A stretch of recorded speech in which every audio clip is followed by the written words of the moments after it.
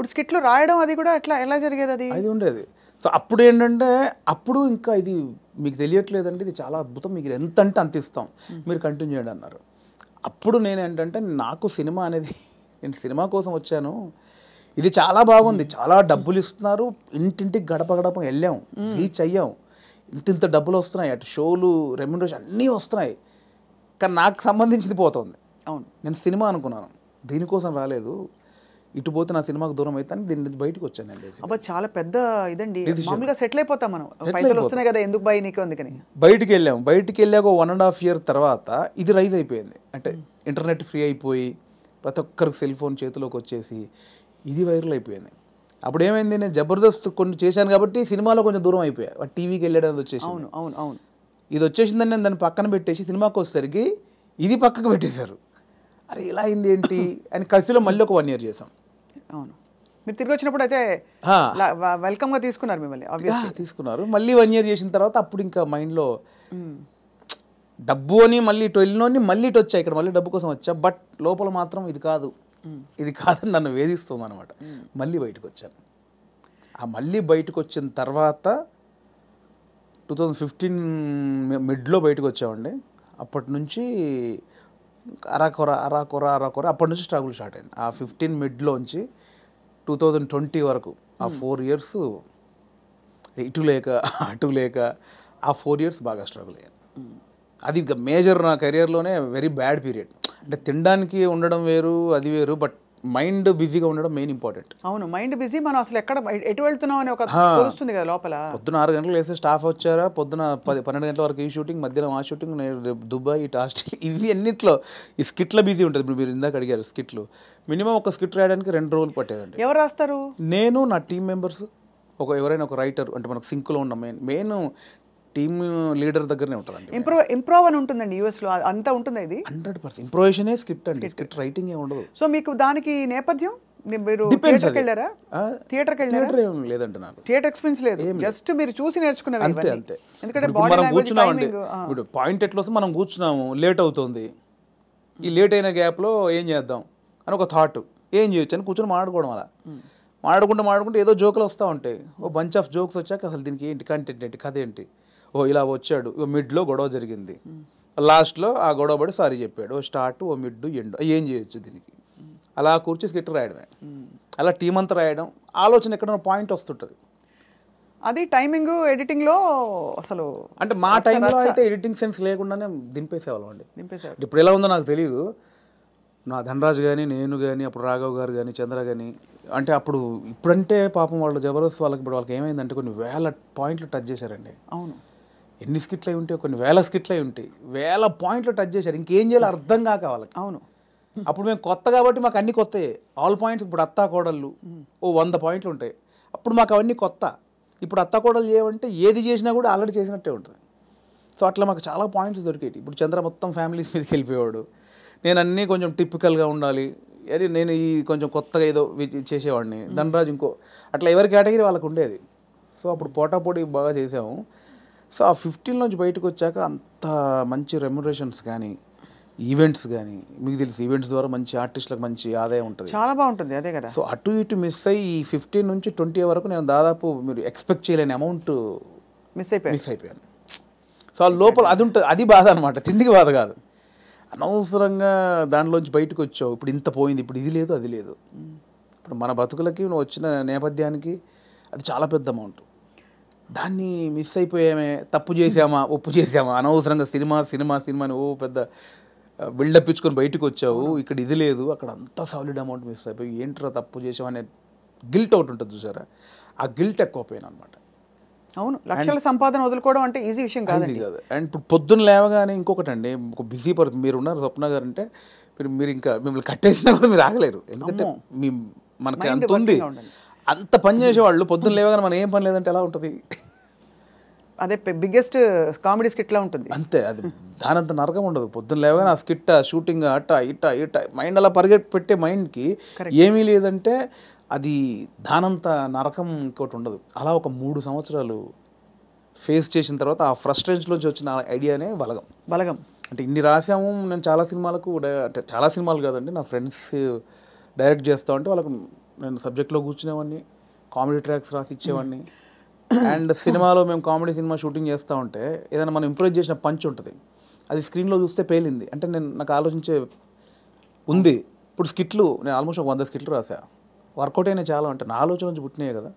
So నాకు నేను ఎందుకు చేసుకోకూడదు అంటే ఇప్పుడు ఒక అవకాశం ఒకరు ఇస్తారు, డెఫినెట్లీ అందరు ఇస్తేనే ఇక్కడ దాకా వచ్చాను.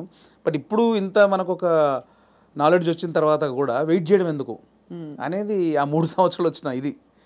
అక్కడ సరే నేనే హీరోగా చేసుకుందాం, నేనే రాసుకుందాం, నాకు ఒక కథ రాసుకుందాం, నన్నే ఇలా ప్రజెంట్ చేసుకుంటే దాన్ని చూసి వేషాలు వస్తాయి మళ్ళీ అనే దాంట్లో నేనే ఒక పాయింట్ అనుకుందామని స్టార్ట్ చేసిన జర్నీ. ఒక 3-4 పాయింట్లు అనుకొని అవన్నీ రెగ్యులర్గా ఉన్నాయి. ఇలా అయితే నన్ను ఎందుకు చూస్తారు, చాలామంది అలా వస్తున్నారు కదా. నన్ను చూడాలంటే మళ్ళీ నేను కొంచెం బ్యాక్వర్డ్ అయి ఉన్నాను, ఇప్పుడు నన్ను కొత్తగా చూడాలి, కంప్లీట్ ఆపోజిట్గా చూడాలి. అది ఏం చేయొచ్చు, చాలా సాహసోపేతమైన అది. అలా ఏం చేయొచ్చు అన్న పుట్టినప్పుడు థాటే ఒక చావులో ఎలా ఉంటుంది అంటే నేను మా నాన్న జరిగిపోయినప్పుడు ఉన్న సిచ్యువేషన్స్ అన్నీ ఫనీగా చూసా. ముందు ఎమోషన్ కాదు అది, ముందు ఫనీగా చూశాను. అంటే ఇప్పుడు తెలంగాణలో ఏంటంటే చేదునూరు అని ఉంటుంది, అంటే చుట్టం చూపు వాడు వచ్చినప్పుడు వాళ్ళని ఓదార్చిన తర్వాత చేదునూరు అనేది ఉంటుంది. అంటే ఇంత మందు తీసుకొచ్చి, ఇంత చికెన్ మటన్ తీసుకొచ్చి నా వంతుగా నీకు ఒక భరోసా ఇచ్చి నీ బాధని తొలగించి ఈ వచ్చిన వాళ్ళు ఇస్తారు. అంటే ఆచారం ఏంటంటే అండి, ఇప్పుడు నేనున్నాను, నాకు ఒక మా ఇంట్లో చేదు జరిగింది, ఎవరో చనిపోయి చేదు జరిగింది, మా బావనో మా మామయ్యను బావ మరుదు ఎవడు వాడు వచ్చి నన్ను ఓదార్చి సరే బావ జరిగిపోయిందని ఈ బాధను దూరం చేయాలి. నాకు ఏదైతే ఆ మిస్సింగ్ ఫీల్ ఉందో దాన్ని దూరం చేయగలని ఏం చేయాలి, ఇంత మందో బిందో తీసుకొచ్చి కాసేపు 2 గంటలు సపోర్ట్ ఉండి కడుపు నిండా తినబెట్టి ఏం కాదులే నేను ఉన్నానులే అని ఆ సపోర్ట్ ఇచ్చే వెళ్ళే విధానం అనమాట అది. కరెక్ట్, అవును. సో అదొక ఆచారంగా వచ్చింది, చేదునూరు అంటాం. ఇప్పుడు పెద్ద ఫ్యామిలీ అనుకోండి, ఇప్పుడు బాంబేలో ఉంటారు ఒకరు బావంట ఆయన, అక్కడ 10 మంది చుట్టాలు ఉన్నారు, ఇక్కడ చనిపోయింది కంపల్సరీ రావాలి, వస్తారు, ఈ ప్రక్రియ కూడా చేయాలి. ఇప్పుడు 10 మంది 10 రోజులు ఉండలేరుగా, 2 రోజులు చేసి వెళ్ళిపోవాలి.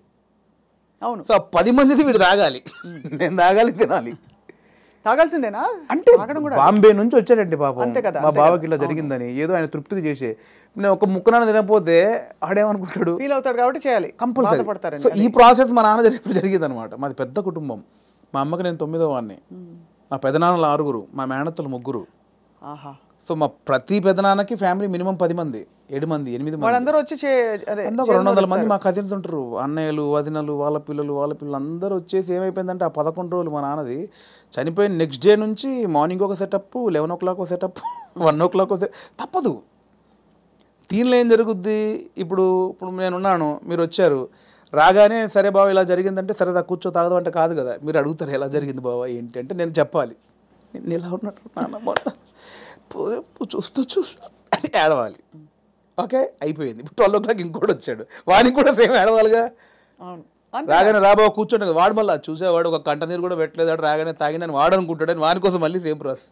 ఏమైందంటే నానిలా లేడు అన్నీ అంటే నాకు అలా ఉంది. ఎలా జరుగుతుందంటే వస్తున్నారు, తాగుతున్నారు, ఏడుస్తున్నారు, తింటున్నారు, పంటున్నారు, ఏడుస్తున్నారు, ఏంద్రా అది. అప్పుడు నా చిన్న వయసు 99లో మా నాన్న చనిపోయినప్పుడు ఆ వయసులో నాకు అది అనిపించింది, మీరు సెలబ్రేట్ చేసుకుంటున్నారా, బాధపడుతున్నారా, ఎంజాయ్ చేస్తున్నారా అనేది ఒకటి ఉంది, ఎప్పుడో చూసినది. అది ఇక్కడికి షిఫ్ట్ అయిందనమాట. ఎలాంటి కథ చేయొచ్చు అన్నప్పుడు మా ఫ్రెండ్ ప్రదీప్ అద్వైతం అని ఇప్పుడు నెక్స్ట్ వైజయంతి మూవీస్లో పెద్ద సినిమా చేస్తున్నాడు. సో నాకు బెస్ట్ ఫ్రెండ్ అనమాట. సో తనే ఏంటంటే ఒకసారి 10 days కనిపించలా, మళ్ళీ వస్తే డార్లింగ్ ఎక్కడికి వెళ్ళామంటే ఇట్లా మా పెద్దనాన్న చనిపోయాడు రా, గమ్మతుంటుంది మన తెలంగాణలో, మా తాగుడు గోల ఇలా ఏడుపు అని అన్నాడు. అది స్ట్రైక్ ఏదో బాగుంది కదా అని ఒకసారి రివెండ్కి వెళ్తే మా నాన్నది ఇంత జరిగింది కదా ఫన్ ఇక్కడ, ఇది కదా మనం ఆపోజిట్గా చెప్దాం అనుకున్నాం. అక్కంచెలు మొదలైన కథ. సో అప్పుడు ఒక 4 సీన్లు రాసుకొని ఫ్రెండ్స్కి చెప్తే వాళ్ళు హిలీరియస్గా నవ్వి దానికి ఇంకో 4 సీన్లు వేసి. కానీ ఇక్కడ విశేషం ఏంటంటేనండి, జబర్దస్త్ కావచ్చు ఇది కావచ్చు, చాలా సీరియస్ అంశాలని లైటన్ చేయడం ఈజీ కాదు. సెంటిమెంట్స్ హర్ట్ అవుతాయని ఒక బాధ ఉంటుంది కదా. ఇప్పుడు మీరు పిల్లలు పుట్టలేదు ఒక జంటకి, దాని మీద మీరు జబర్దస్త్లో ఒక స్కిట్ రాయాలనుకోండి, చాలా మంది హర్ట్ అయిపోతారు, నీకు అసలు మనసుందా, నువ్వు సమాజంలో బాధ్యత గలవాడిగా, ఇవన్నీ అడుగుతారు ఆబ్వియస్లీ కదా. అలాంటిదే చావు కూడా చాలా పర్సనల్, చాలా ఇది. కానీ ఇందులో మీరు ఒక విధమైన హ్యూమరు, లైఫ్లోని చాలా సటిల్గా జరిగిపోయే ఇవన్నీ తీసుకొచ్చారు చూడండి. అది దానికి కూడా మన పెద్దవాళ్ళు చెప్పిన నిదర్శనాలు అండి నిజంగా. అంటే ప్రతి విషయంలో మీకు సీరియస్నెస్ ఉంటుంది, కామెడీ ఉంటుంది. ప్రతి ఇన్సిడెంట్లో మీరు కామెడీ, ఇప్పుడు ఇది సీరియస్ అనుకోండి ఒక చావు అనేది, ఎగ్జాక్ట్ లేకపోతే ఒక కామెడీదే తీసుకుందాం, కానీ దానిలో కూడా సీరియస్ ఉంటుంది.